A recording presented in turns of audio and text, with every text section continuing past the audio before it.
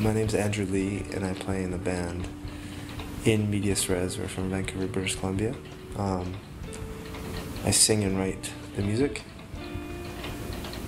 and I also do the interviews.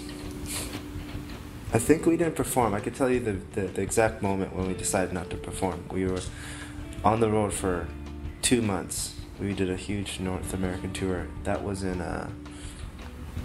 2005. We had a homecoming show. It was at a place called Messalunas in Vancouver. Who else was on the bill? It was like the Robosexuals were on the bill, a band called Breaking Bombs, who are now play as basketball. They were on the bill. And for 2 months we were slugging it out on the road, playing in front of 2 people, 5 people. But we still played our hearts out. We had everything to prove in these towns other than our own hometown. And we were playing the most amazing shows that we've ever played internally as a band. Like not because of the crowd response. There's only a couple of people there. But it was our homecoming show, and I remember playing and just sounding like total shit, like we were sucking. For whatever reason, we play amazingly in front of like 2 or 5 people. As soon as we come back to Vancouver and there's like 300 people, we sound terrible. I remember playing and looking, and we were kind of looking at each other and being like, what's going on? Like, this is terrible, but people are going crazy. Like, people still love it. Like, people are still clapping for us. And I guess we sort of felt like fakes or something. It's because we weren't challenging ourselves, but we were still receiving the accolades for it. So from that show on, we sort of stopped playing in town and stopped doing anything until 2010. We have fans and they want to see us, and they just want to support you. And at the end of the day, we look at them as, having a relationship with them, and sort of we kind of stopped having that relationship with them for 5 years, and we're so lucky and grateful that those people still bought our album when it came out in 2010. So I can't believe it came out in 2010. Sorry, 2 years ago. I gotta make another one. Yeah, well, you can imagine meeting, twice a week for 5 years and not playing shows, and then coming out with one record. We actually have maybe like 100 songs that are not recorded, and maybe about 50 more that are kind of new that I've been writing. And so there's a lot of material to put out. It's just how quickly I can do it. I'm terrible at going into the studio and recording. For me, it's the most awkward part about being a band. For me, performing is probably, like most bands, they love performing. So I like performing. I don't really like touring. I don't really like recording. But I have to do all those things. The internet, I guess. The internet has changed. When we started, there wasn't things like Facebook or MySpace. And that makes me sound really old, but I don't think that stuff's been around that long. So, when we started, we had to make our own website. That's pretty hard to do. I don't know. Like, you had to write code and all that kind of stuff. And that's, being an indie band, we started our own website. And then I think, we were one of the first bands in Vancouver to have a blog.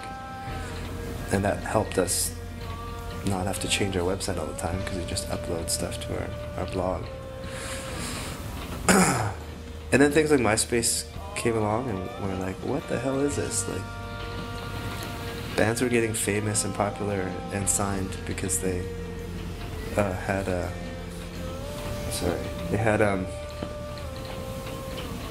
lots of friends on MySpace or something. I don't know why. We're either maybe because of pride or something. We didn't like the way that bands got popular through those avenues. But now we embrace it because it's like, holy crap, you can make fans without ever even performing in front of them, or if they never even heard of you, you can make fans just by having like that platform to show yourself, man. I think in a lot of ways it's another type of performance. I mean, you have a lot of control, you know, what songs you're gonna play at a concert and all that kind of stuff. And you have this control over like this platform like Facebook, and you can present yourself with certain videos and photos and things like that. So it's another way to perform. Our band has things like Twitter and Facebook and stuff like that, and even though I'm the principal member of the band, I don't use those things that well, so I have other people put content up. The reason why I think Ash probably used the term competing was because I think at that time things like hardcore and emo, for whatever that means, those types of music were the underground and kind of becoming more popular. And so bands around the year 2000, 2001, bands were trying to just get heavier and heavier and louder. But I mean, it wasn't like heavy metal, it wasn't necessarily hardcore, but they wanted to have energy, I guess. And so it was a healthy competing, I think. I mean, bands like Alex is on Fire were coming around, and Arcade Fire was starting there, and in Vancouver there were bands like Black Rice and Notes from Underground, and we just started playing heavier because everyone else was playing heavier. But it wasn't like heavy, it's just hit your drums a bit harder. Yeah, but we were all, but then maybe we were competing on a like audible level, like for volume. But we would all still go out for dinner after the show, go out for late night food or something. So there may have been competition on the stage or something, but we were actually meeting and hanging out, as opposed to maybe now it's like you can be friends on Facebook and that actually means something. But yeah, we didn't have Facebook, so we had to actually hang out with these other bands to be friends with them. The competition just died out. Like the bands that we were, you know, friendly with, they just stopped being bands.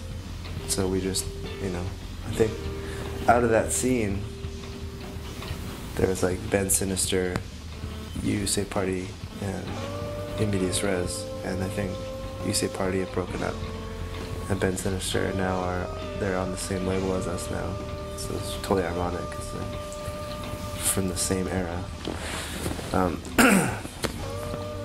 I think because that, yeah, we weren't, and we also weren't playing in venues that required us to be loud. That was the thing. It's like the environment kind of did like formed our sound, because we were playing in venues that had really crappy sound systems. We were playing in venues where there were a lot of people. It was really small, and the only way no one could even see us because there were so many people in the room. So we just had to play loud. Those types of venues don't exist anymore in Vancouver. You know, smaller venues. You're playing on a big stage now with like big sound systems. Like, you don't need to sound loud to get people's attention. That's totally what really changed it for us, and so we can do more subtle stuff. I mean, it's like almost like how Frank Sinatra sung really softly into a microphone because he could. And now, because the sound systems are so loud, the stages are bigger, the sound sort of changes as well. And also the sound changed because we weren't playing in front of people anymore. We were playing in our little practice space, writing these songs. We don't really want to be listening to our own music that's so loud all the time. So it changed in that way, and it's not a bad thing at all. I prefer it like that. I prefer I prefer things to start quiet and they go loud if they need to go loud, rather than just being loud for the sake of it being loud. I don't want to say I'm too keen, but it's like it depends on who asks me, you know. So if my mom's friend asks me what kind of music I make, I say rock and roll, because it makes sense to them. And if I'm playing a show with other bands that I admire, that I could get maybe more specific and say, I don't know. I mean, lately we sound more ambient and more soundscapey and stuff like that, so it depends on who's asking me, really. And to be honest, I think that does a disservice to my music, because like we were talking about earlier, having a label really helps a band get out there, because people have a word to describe them. So Arcade Fire are the indie band. Whatever that next label is, I want it, and you can call my band that label. But until now, I don't know what to call our band. We'll be touring all of North America, so